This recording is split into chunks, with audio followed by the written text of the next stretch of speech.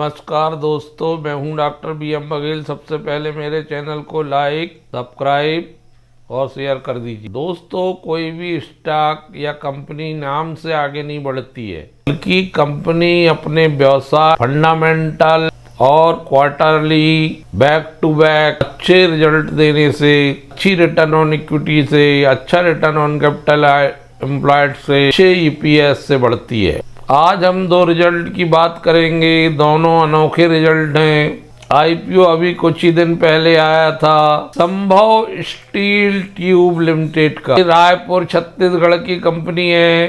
को पता है कि छत्तीसगढ़ जो है लोह अयस्क खनिज भंडार के लिए बहुत जाना माना स्टेट है। वहाँ दिल्ली राजराज भिलाई स्टील प्लांट भी है, इसलिए वहाँ पर सेल स्थापित है, क्योंकि वहाँ कच्चा माल मिलता है लोहे का। इसके अलावा वहाँ बहुत सारी लोह अयस्क वाली कंपनियां हैं। संभव स्टील ट्यूब लिमिटेड भी एक कंपनी है जिसकी शुरुआत 2017, पहले इसका नाम संभव पावर प्राइवेट लिमिटेड था। बाद 2024 में पब्लिक लिमिटेड कंपनी बन गई। कंपनी मुख्य रूप से ERW electric resistance welded steel pipe और structural tube hollow section along with galvanised iron, जिसको GT कहते हैं, pipe, HR coil, sponge iron, steel door frame बनाती है।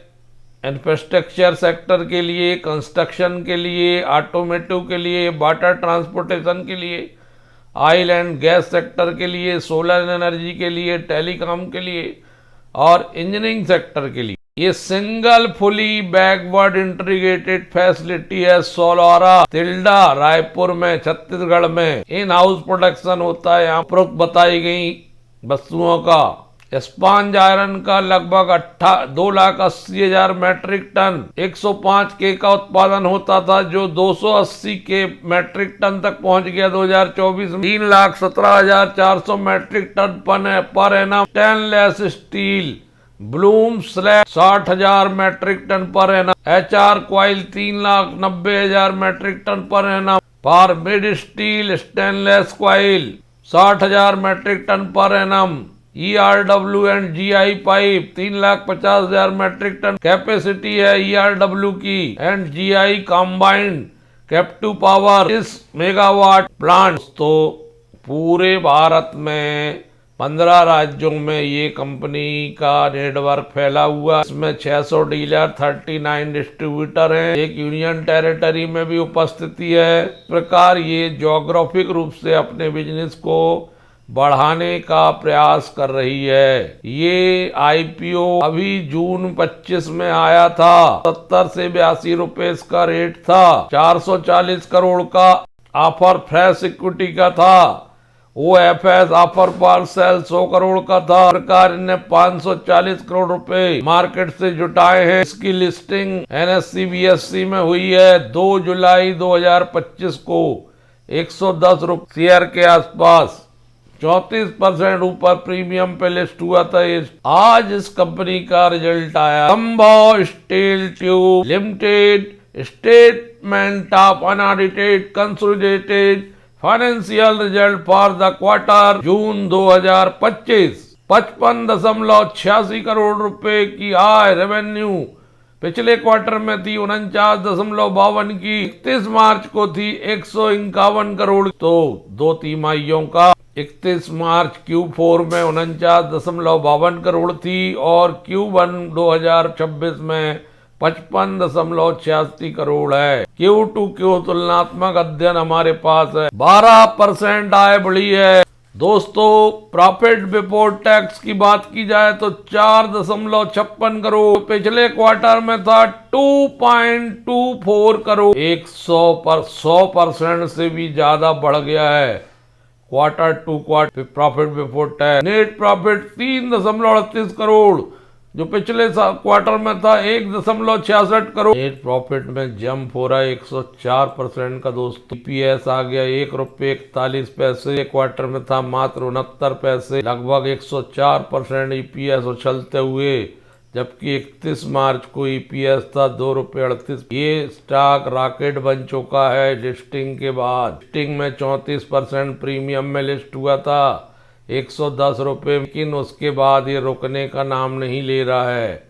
आज 137 रुपये तक पहुंचा है। 40-41% रिटर्न वहां से दे चुका है और 34% और जोड़ दीजिए तो 82% के आसपास बढ़ चुका है। ये स्टॉक अपने इशू प्राइस मल्टी बैगर बन गया है। इसमें 1% 1.5% की गिरावट रिजल्ट आने से पहले 52 वीक का हाई 149 रुपये है, 52 वीक का लो 96 रुपये है, 70 के पीई में उपलब्ध है। ये रुकेगा नहीं क्योंकि नवीन लिस्टिंग है। 13-14 के रिटर्न ऑन कैपिटल एम्प्लॉयड, 13 के आसपास रिटर्न ऑन इक्विटी, 10 रुपए का फेस वैल्यू, 4000 करोड़ का मार्केट कैप, 137 का करंट प्राइस, एक तरफा भागते हुए जबरदस्त ट्रेडिंग चल रही है। लिस्टिंग की वजह से 63,11,712 शेयर ट्रेड हुए हैं। ऊंचे आज चूंकि रिजल्ट आने वाला था, मार्केट टाइम के बाद आया है, तो लोगों ने जो अच्छे मुनाफा कमा के बैठे थे उन्होंने आज बिकवाली की है। 6.14% प्रमोटर का, 3.61 FII,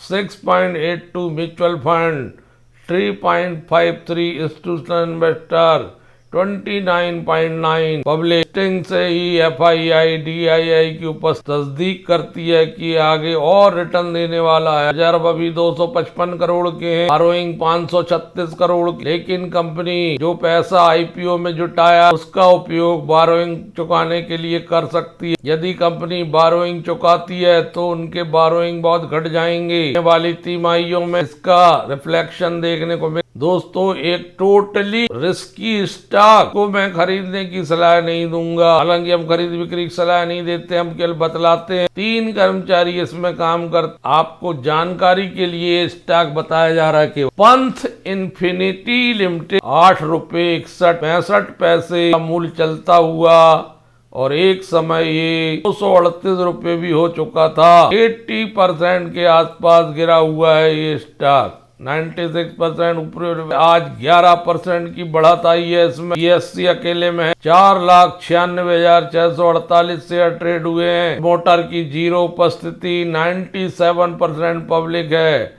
मात्र 2.66 एक इंस्टीट्यूशनल इन्वेस्टर है। इस स्टॉक को बतलाने के पीछे लॉजिक ये है कि Q4 का रिजल्ट 15.19 करोड़ आया था, अनलिमिटेड बढ़ा था, और नेट प्रॉफिट 14.86 लाख आया जो 142% बढ़ा था। EPS 6 पैसे आया था जो 131% बढ़ा था। नेट प्रॉफिट मार्जिन 0.98% आया जो 100% बढ़ा था। दूसरा, इस क्वार्टर का रिजल्ट आश्चर्यजनक तरीके से लग रहा है। 33 करोड़ रुपए रेवेन्यू आ गई है इस क्वार्टर में। पिछले क्वार्टर में 15 करोड़ थी। 31 मार्च को रेवेन्यू थी 29.97 करोड़। तो चाहे साल भर की जितनी इनकम थी वो एक ही तिमाही की ज्यादा दिख रही है। उस Q2 Q10 रिजल्ट नजर आ रहा है। 120% बढ़ी है आय। Q2 profit before tax 3 crore 42 lakh जो पिछले क्वार्टर मात्र 30 लाख था। 1040% बढ़ता हुआ PBT। नेट प्रॉफिट की बात करें, कहाँ 15 लाख और कहाँ 3 करोड़ 42 लाख। 14 पैसे का EPS तो 8 EPS में 75% की वृद्धि। 10 रुपए की फेस वैल्यू है। रिस्क है इसमें 21 करोड़ का market cap. Return on equity 6 की है। रिटर्न ऑन कैपिटल एम्प्लॉयड 4 का है। 10 रुपए 80 पैसे बुक वैल्यू है। तो कहा जा सकता है कि इस क्वार्टर में ये 10 रुपए 80 पैसे को पार कर सकता है। 8 रुपए 62 पैसे इसका मूल्य चल रहा है। यहाँ से बुक वैल्यू तक ये स्टॉक जा सकता है। रिजर्व 8 करोड़ के हैं और लोन 55 करोड़ के हैं, 55.41 करोड़। हैवी डेप्ट कंपनी है, इसलिए ऐसे स्टॉक को ना खरीदें। खरीदते हैं तो स्ट्रिक्ट स्टॉप लॉस लगाएं और निकल जाएं तत्काल। हालांकि लिस्टिंग कई वर्षों से है। लिस्टिंग 2015 से है, 10 साल हो गए। 10 साल में इसने 300 रुपए तक का सफर तय करके ये नीचे भी आ गया। कई इसने कभी नीचे आया फिर कभी उठ गया। गिरने के बाद 6 रुपए आने के बाद ये 40 रुपए भी गया। 2022 में डाइवर्सिफाइड कंपनी है, दूसरी कंपनियों को ई कॉमर्स प्लेटफॉर्म की सुविधा उपलब्ध कराती है। इसकी स्थापना 1993 में हो गई थी। आईपीओ 1995 में आ गया था। शुरुआत इसने ट्रेडिंग, डायमंड और प्रिसीजन से किया था, लेकिन 2018 में e commerce IT service launch की प्लेटफॉर्म। वर्तमान में इसका main business e commerce IT service है। बाकी पुराना बिजनेस तो इसका है ही डायमंड और प्रिसीजन जेमस्टोन का। अलावा ये company custom software development, web and mobile development, digital marketing, graphic design, real estate, B2B infinity, buyer and seller ecosystem, HRM, human resource management, POS, point of sale, solution for retail, restaurant etcetera